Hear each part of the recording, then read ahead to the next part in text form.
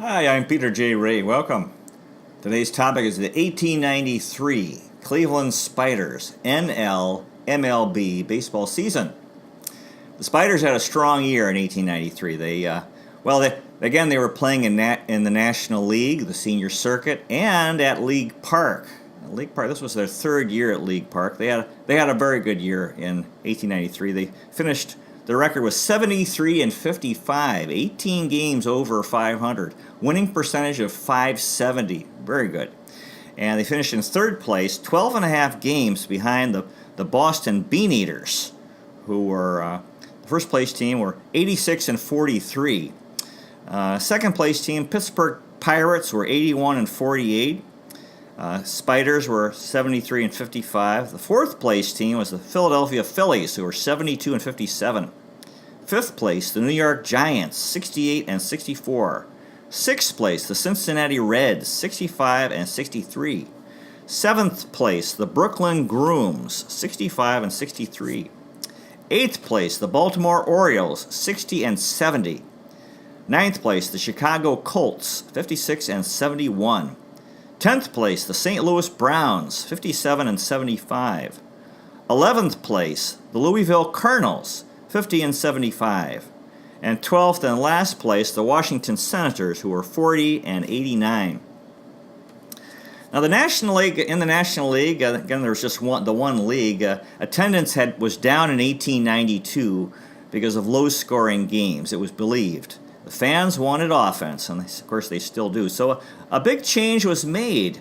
The pitching distance was lengthened 5 feet, from 55 feet 6 inches to 60 feet 6 inches, and that's what it is up until now. So that's what was done, to make it the longer throw, and which did help the hitters, that extra 5 feet. And the pitcher's boundary was changed from a rectangular box, which they had to stay in, to a white rubber plate, which was 12 inches long, 4 inches wide. And there was an option that there could be a mound if the teams chose. And, of course, eventually they all did, because the mounds, a mound would definitely give an advantage to the pitcher. Another rule change was made. Bats with one flat side were abolished, and they had help with bunts. So this was tough for the pitchers in 1893. They had a big adjustment to make. The league batting average went up 35 points, and teams scored 1.47 more runs per game. And the fans did like it. More attendance did go up. The season schedule was reduced from 154 games to 132 because it was believed that the season was too long. And there was no World Series in 1893. The powers that be, the first place Boston Beaneaters were considered the champions of 1893. So the second place team didn't get a crack in the World Series. No World Series. In July of 1893, the Sporting Life reported this, quote, "Cleveland audiences are the hardest losers of any in the league. Let the club win a game 10-0, due perhaps to the rotten errors of the other side, and it will be denominated a brilliant game. Let them lose a brilliant contest of, say, 3-2, full of brilliant fielding and fine base running, and it will be termed a shiftless game. Cleveland patrons stick by a club really well, but 3/4 of them are mad all over unless the club wins 6 games a week." In 1893, there was a rise in player misbehavior, umpire baiting, protracted arguments, and fan interference. The players, as a group, were angry because salaries were down. The owners had lowered salaries, and the players had to take it because there was only the one league. In March, the Cleveland Spiders, before the season, traded George Davis, who was 22 years old and had a brilliant future, and we traded him to the New York Giants for Buck Ewing, who was 34, and actually gave us just one good year. And the trade supposedly was a favor by Spiders owner Frank Robeson to the Giants owner John B. Day, because Day had helped Robeson earlier. He had used his influence to change the revenue sharing formula. Originally, it had road teams would get 15% of the gate, and the home team 85%. And This was hard on Cleveland because Cleveland wouldn't have big crowds at home, but places like New York City would get a lot bigger. So anyway, Day used his influence, and it was changed from 15% to 50%. In other words, an equal split between home and away teams on the revenue from each game. Now the Giants had fallen on hard times. It was believed that the National League needed New York to be a healthy franchise. So supposedly the trade was made to help the Giants. And now the Spiders hit 300 in 1893 as a team. That's really good.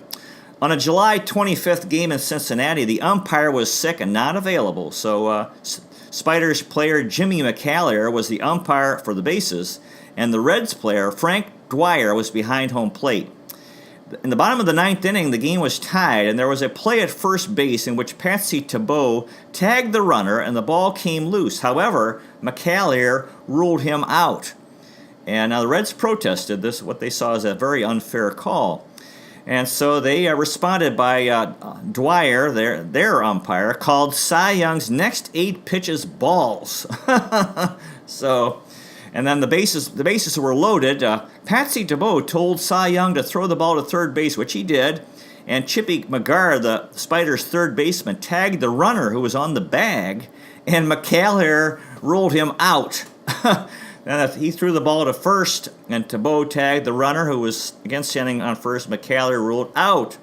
Spiders ran off the field. So this game was pretty bad, and there was a near riot. So they came back on the field. And 2 batters later, Arlie Latham deliberately took a pitch in the back, which forced in the game-winning run. So that was crazy. There were many injuries on the team. This was one of the challenges the Spiders had in 1893. Now, to the issue of rule changes, there's, of course, an eternal conflict in baseball between the pitcher and batter, and you try to find the balance. That's what they worked on. In 1868, pitchers were first allowed to take a step before releasing the ball. Apparently, before that, they had to stand, without taking a step.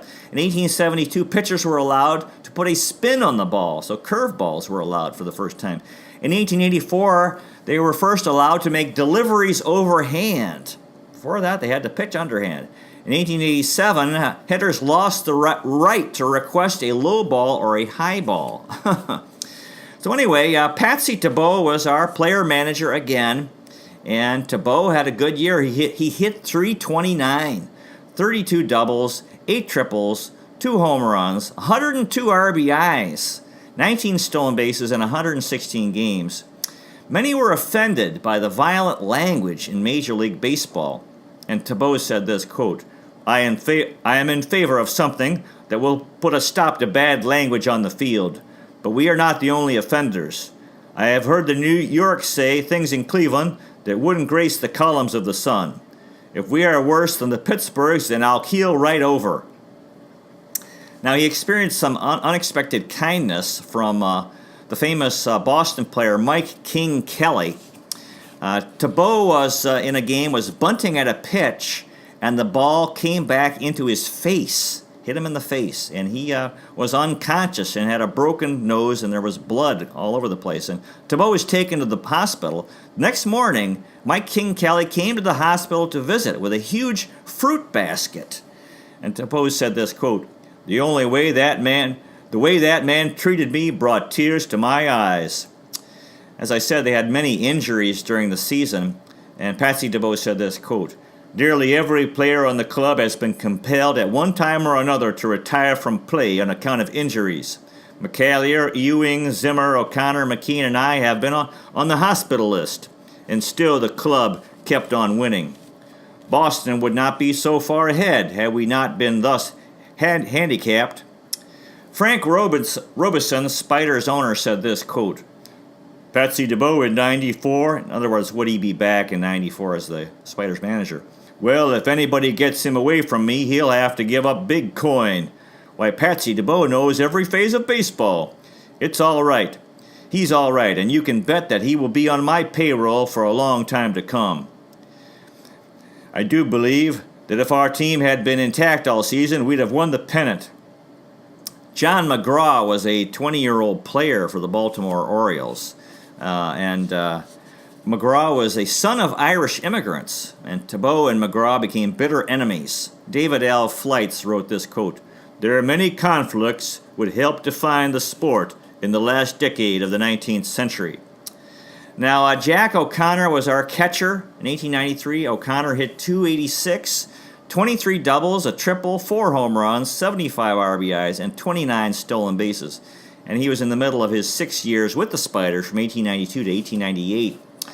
Jack Virtue was back at first base. Virtue hit .265, 16 doubles, 10 triples, a home run, 60 RBIs, 11 stolen bases. And he also did a little pitching, had no decisions and an ERA of 1.801 game in 5 innings pitched. And Virtue was with Cleveland from 1890 to 1894.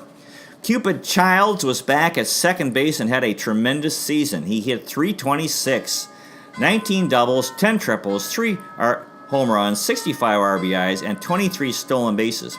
And Childs was with Cleveland from 1891 to 1898. Ed McKean was back at shortstop. McKean had a tremendous year. He hit .310, 29 doubles, 24 triples, 4 home runs, 133 RBIs. Wow, 16 stolen bases. And of course, McKean played for the Cleveland Blues and Spiders between 1887 and 1898. During the off-season, he stayed in shape by working as a professional wrestler, Greco-Roman wrestling. The Sporting Life wrote this about the rules of this sport. Quote, "The men will wrestle continually for 1 hour, no holds barred, and rolling falls do not count." On June 24th, the Sporting News reported, quote, The shortstop is one of the best batters that ever played baseball. During the long term of years that McKean has been a member of the Clevelands, he has been the most consistent and persistent batter in the team. He is not a fungo batter, but one of the most scientific men who ever walked to the plate. He does not lunge at the ball, but hits it true and accurately. The Sporting News wrote this, quote, "McKean is a droll fellow. When Baltimore was here, Clark, their catcher, stood over by third coaching. One of his favorite remarks is, 'Well, I don't know.' It grew rather monotonous, and McKean made some remark to the catcher, to which he replied, 'Well, I don't know.' Mac yelled back, 'That's what I'm telling you for, 'cause you don't know.'" The gang had a long laugh over Mac's adeptness at repartee. Chippy McGarr was back at third base. McGarr had a fine year. He hit .309, 12 doubles, 28 RBIs, 24 stolen bases in 63 games. He was a new guy. I'm sorry, he was not back. New player. McGarr was from Worcester, Massachusetts. He died in Worcester in 1904 at age 41. Career average of .268, 9 home runs, 388 RBIs. McGarr played for the Chicago Browns, Pittsburgh Stogies, Philadelphia Athletics, St. Louis Browns, Kansas City Cowboys, Baltimore Orioles, Boston Beaneaters, and Cleveland Spiders between 1884 and 1896. His parents were Irish immigrants. He used a light bat. He was a light bat, not a tremendous hitter, but he had a very good glove. And it was written, quote, "He had the heart of a lion and was as fearless as any player of his time." Now in the outfield, Jimmy McCallier was back, tremendous player. He hit .237, 5 doubles, a triple, 2 home runs, 41 RBIs, and 32 stolen bases. And McCallier played for the Spiders from 1889 to 1898, so a 10-year career. Jesse Burkett had an incredible season playing outfield for Cleveland. Burkett hit .348, wow, 25 doubles, 15 triples, 6 home runs, 82 RBIs, and 39 stolen bases. Burkett's career Burkett was with the Spiders from 91 to 98. He scored 145 runs in 1893. He was also an expert bunter. Burkett tended to have, at one point he had a classic obscenity-filled Burkett tirade, and when he said, quote, "Why, you blankety blank, do you know what I think of you? I think you are the blankest blank that ever came out of the blankest town in the blank land. You ought to be put in a museum." Jesse Burkett, what a character, tremendous player. So Buck Ewing was a regular fielder, and he gave us that one good year. Ewing hit .344 in 1893, 28 doubles, 15 triples, 6 home runs, 122 RBIs, 47 stolen bases. He was a new guy. He was a catcher, infielder, outfielder, manager from Hoagland, Ohio. He died in Cincinnati, Ohio in 1906 at age 47. Career average of .303, 71 home runs, 883 RBIs, 1,129 runs scored, and 5,363 at-bats. Ewing played for the Troy Trojans, New York Gothams, New York Giants, Cleveland Spiders, and Cincinnati Reds from 1880 to 1897. He also managed the New York Giants in the Players League, the Cincinnati Reds, and the New York Giants between 1890 and 1900. Ewing was the National League home run leader in 1883. He was inducted in the Baseball Hall of Fame in 1939. In 1999, the Society for American Baseball Research announced that Ewing was in the top 5 of 19th century MLB players. And he was a real superstar in the 1880s, Buck Ewing.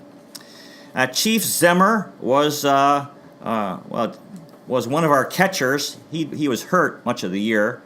He was actually our main catcher, except he got hurt.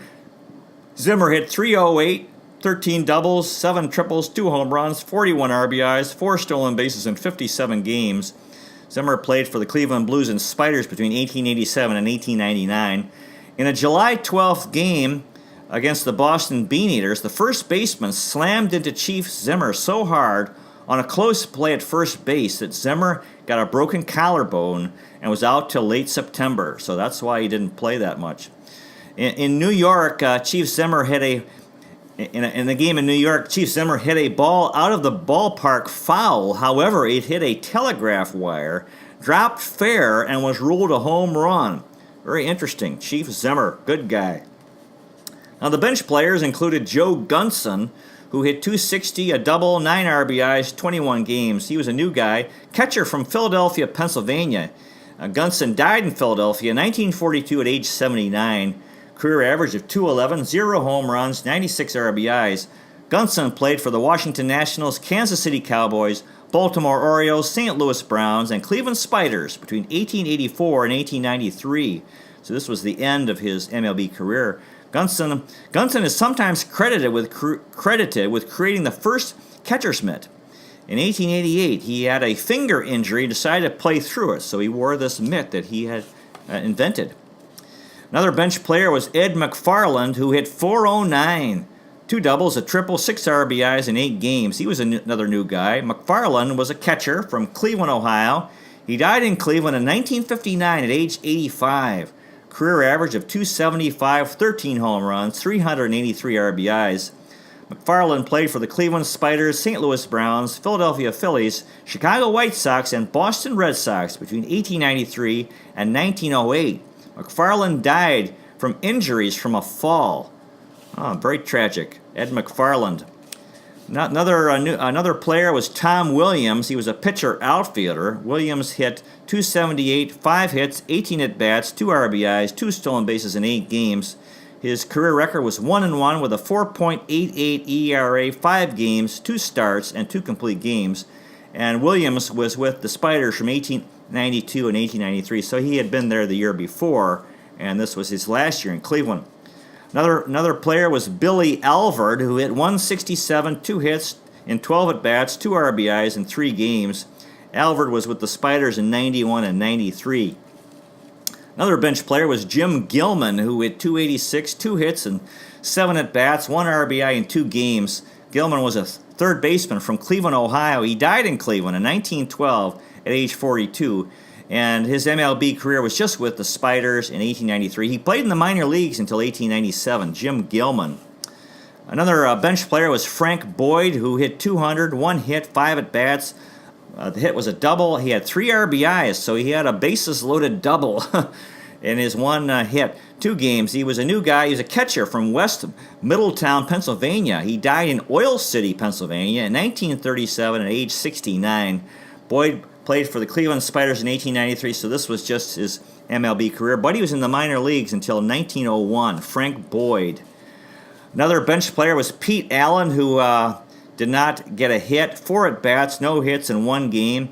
He was another catcher from Columbiana, Ohio. He died in Philadelphia, Pennsylvania in 1946 at age 77. Played for the Spiders in 93, so that was his extent of his MLB career. He went to the University of Pennsylvania School of Medicine and got an MD degree, so he became a doctor. He was a proctologist.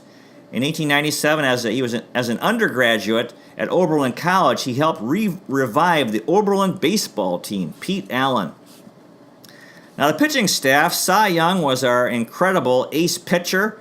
As a hitter, he had a pretty good year. He had 235, 4 doubles, a home run, 27 RBIs, and 2 stolen bases. Cy Young's pitching record was he won 34 games, lost 16, an ERA of 3.36, 46 starts, 42 complete games, a shutout, and a save. And Cy Young was with the Spiders from 1890 to 98. Cy Young married Raba Miller on November 8th, 1992, so he married her in the off-season. And so in 1893, he was a married man. She was, quote, the girl on the farm next door. His wife was a tomboy, an avid hunter, and a crack shot. They had a long and happy marriage. Cy Young had this to say about the new pitching distance, which at 5 feet had been added. He wrote this, quote, baseball legislation is tending to put the game back to the old three-cat game, when old women and babies could play as well as men, and when 80 or 90 runs were made in a game. Young's salary in 1893 was $2,300.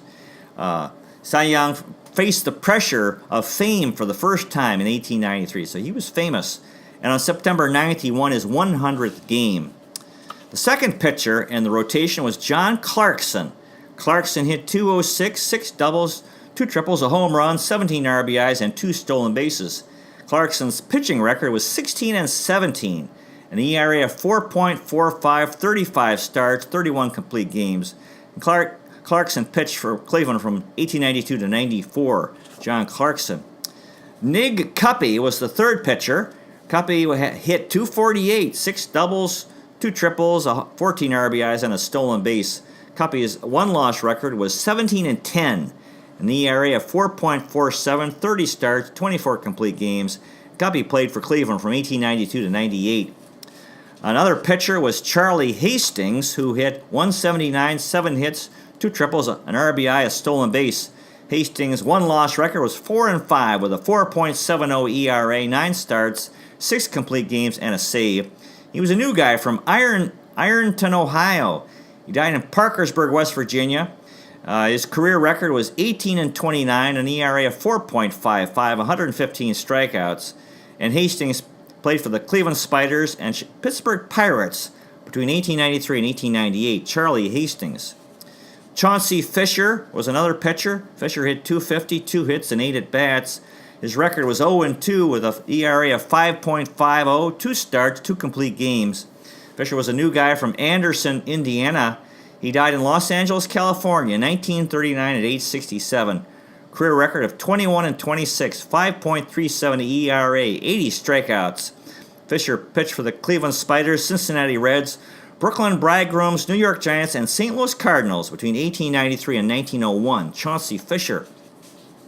Jack Scheibel was another pitcher. Scheibel hit .143, a hit, 7 at-bats, an RBI. His pitching record was 1-1 with an ERA of 2.00, 2 starts and 2 complete games and a shutout. Scheibel was a new guy from Youngstown, Ohio. He died in Youngstown in 1897 at age 31.